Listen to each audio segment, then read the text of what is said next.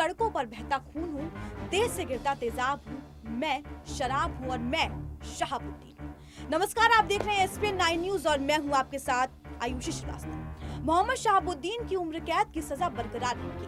Patna high court के 30 अगस्त 2017 के दिए गए फैसले पर अब सुप्रीम कोर्ट ने भी मुहर लगा दी है।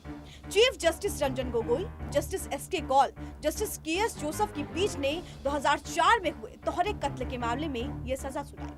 अगस्त 2004 में शहाबुद्दीन और उनके लोगों ने रंगदारी न देने पर सिवान के प्रतापपुर गांव में चंदा बाबू के 2 बेटे सतीश और गिरीश रोशन को तेजाब में डालकर जिंदा जला दिया था।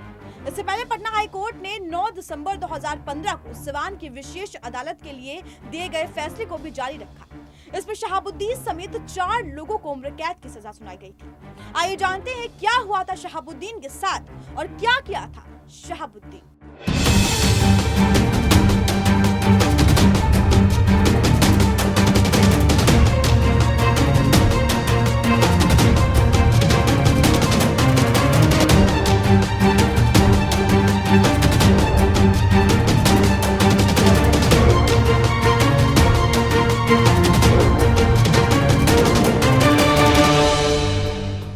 शहाबुद्दीन मत घबराना, तेरे पीछे सारा जमाना। सितंबर 2016 का महीना, 1300 गाड़ियों का काफिला लेकर जेल से चले शहाबुद्दीन।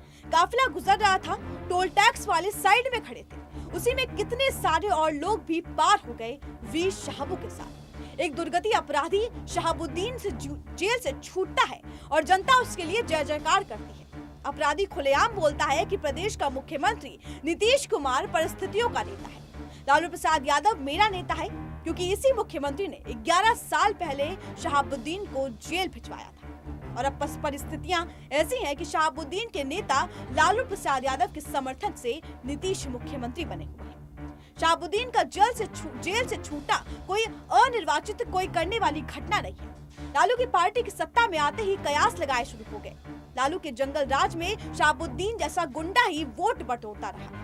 जेल से भी जीत जाता था शहाबुद्दीन। सिवान में इसी चुनाव प्रचार की करने की जरूरत नहीं थी, साहब का नाम ही काफी था। वो वक्त था जब शहाबुद्दीन की फोटो सिवान जिले के हर दुकान में टंगी होती थी, सम्मान में नहीं डर के चलते। अभी सिवान से सांसद है बीजेपी के ओम प्रकाश यादव।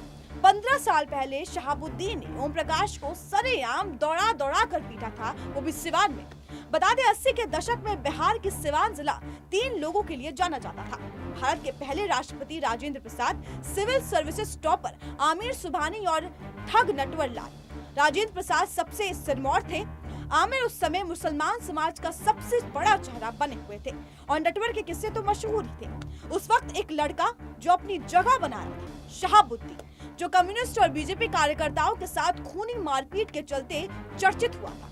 इतना कि शाबू AK-47 नाम ही पड़ गया उसका। 1986 में हुसैनगंज थाने में इसी पर पहली FIR दर्ज हुई थी। आज उसी थाने में ए लिस्ट में वो हिस्ट्री शीटर है, मतलब वैसा अपराधी जिसका सुधार कभी नहीं हो सकता। बता दें 80 के दशक में ही हाल ही में लालू प्रसाद यादव मुख्यमंत्री पद के लिए अपनी दावेदारी पक्की कर रहे थे। शहाबुद्दीन लालू के साथ हो लिया। मात्र 23 साल की उम्र में 1990 में वे विधायक बन गया। विधायक बनने के लिए 25 मिनिमम उम्र होती है। फिर यह अपराधी 2 बार विधायक बना और 4 बार सांसद।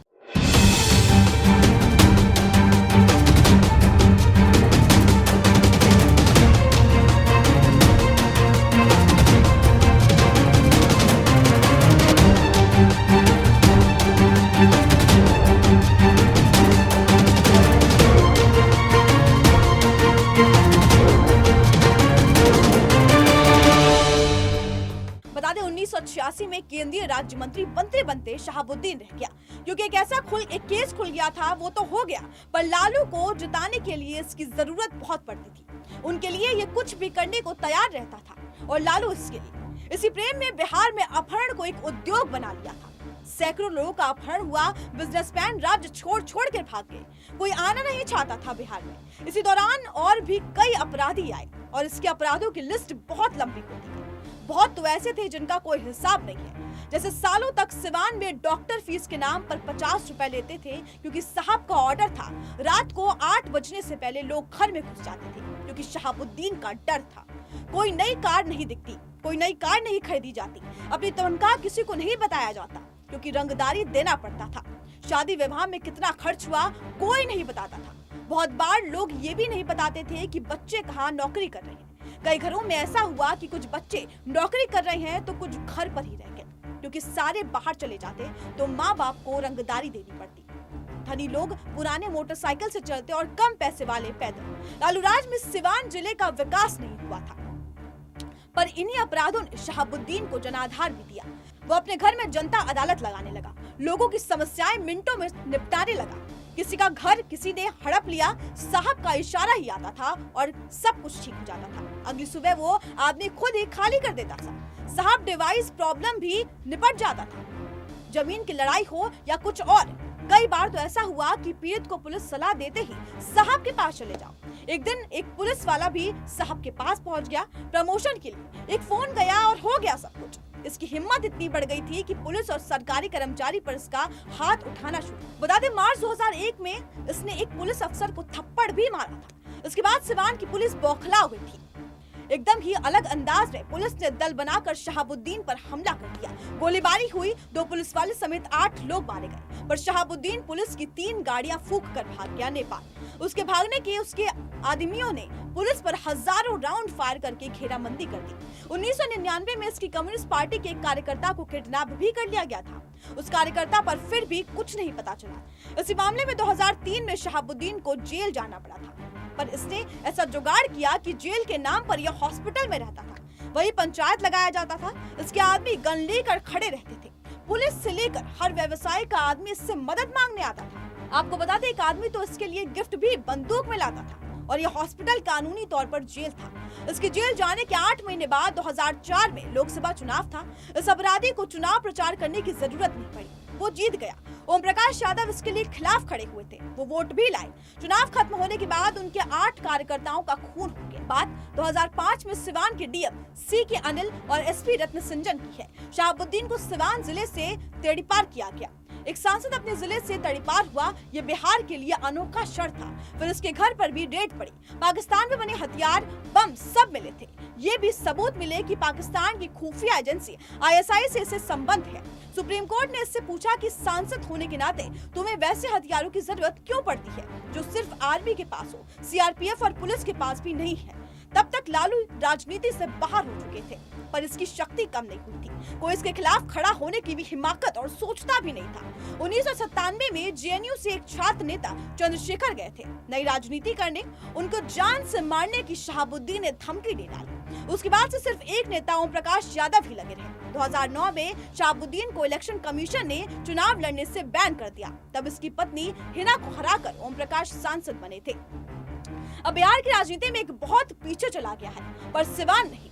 वहां पर जेल से ही इसके लिए फैसले सुनाए जाते हैं। कहते हैं कि जेल इसके लिए नाम भरसा है।